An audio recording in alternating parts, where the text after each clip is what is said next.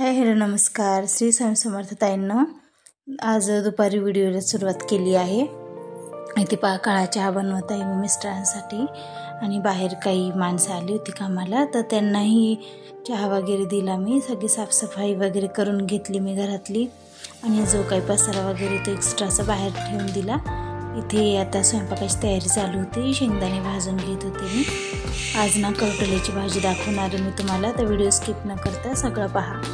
तर करटोल्याची भाजी कशी करायची ते तुम्हाला कालच्या व्हिडिओत दाखवलं होतं मी. करटोले आणलेले बाजारातून. एक औषधी आहे करटोले, आणि खूप कमी प्रमाणात, सर्व भागामध्ये नाही मिळत ते, खूप कमी प्रमाणात मिळतात. तर मी आणले, औषधी असते ती भाजी म्हणून. ह्याच दिवसात भेटते, मग वर्षभर ते काही येत नाही. तर मी इथे शेंगदाणे भाजून घेत होते, आणि बाजूला मुले थोडंसं धिंगाणं चालू होतं पोरांचं, तर मध्ये मध्ये तिकडे मला पाहावं लागत होतं. त्यानंतर शेंगदाणे काढून मी डाळवरती गरम करण्यासाठी डाळ टाकली तुरीची कुकरला, आणि कुकर लावून घेतला.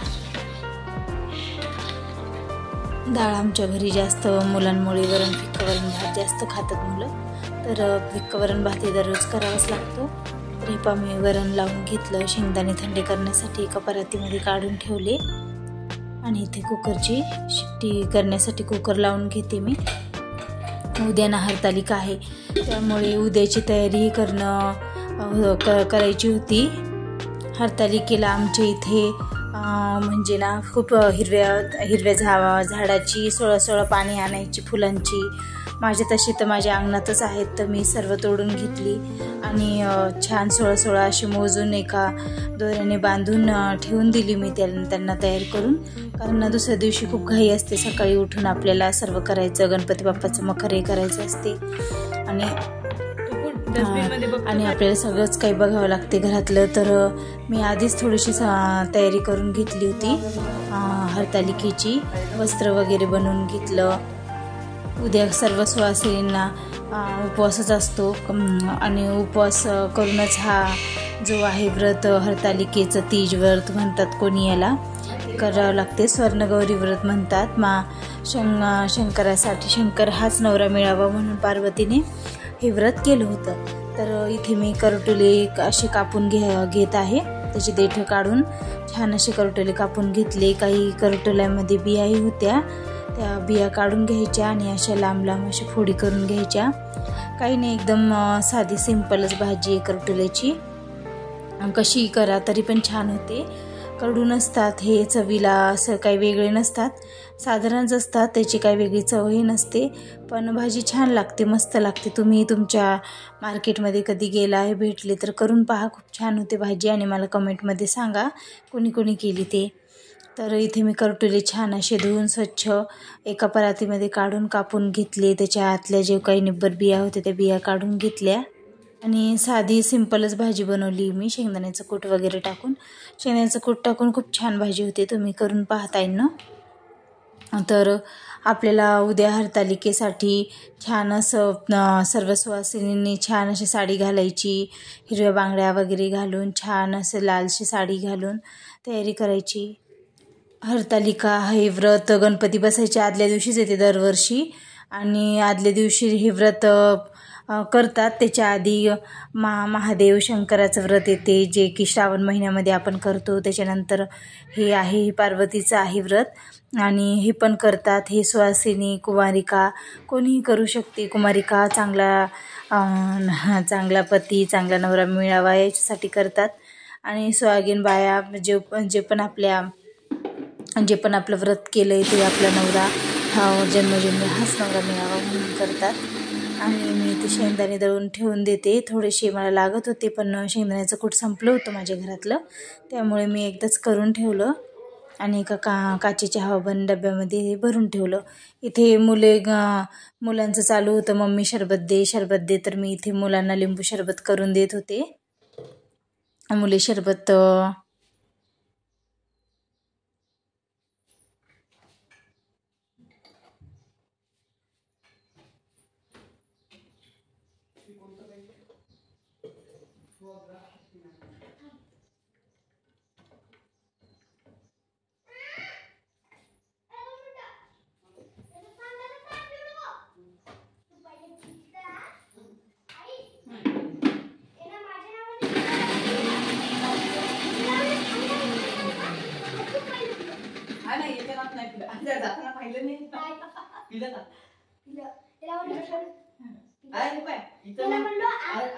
इथं मम्मीकडून ग्लास घेतले असं आली तेवढ्यात त्या पाहिलं 2 कदम नाही पिकले.